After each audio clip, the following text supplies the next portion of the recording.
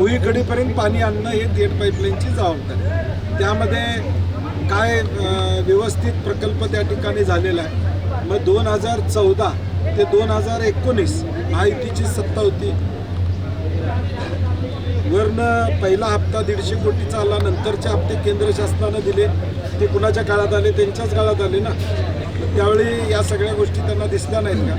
हे फक्त योजना बदनाम करण्याचा प्रयत्न आहे. प्रशासनानं देखील यामध्ये लक्ष घातलं पाहिजे. वितरण व्यवस्था कोल्हापुरातली 12 टाक्या, ज्याचा उल्लेख मागच्या वेळी केला मी. खाडे कॉन्ट्रॅक्टर कोण आहेत? त्यांना 23 कोटीचा दंड लावलाय महापालिकेनं. तो वसूल केलाय का?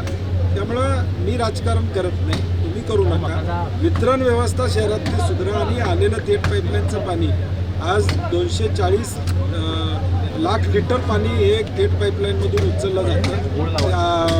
आपलं बालिंग्यातून जवळजवळ 10-20% उचललं जातं. 80% पाणी थेट पाईपलाईनचं या कोल्हापूर शहरामध्ये आहे. त्यामुळे त्याची व्यवस्था व्यवस्थित करावी एवढीच अपेक्षा.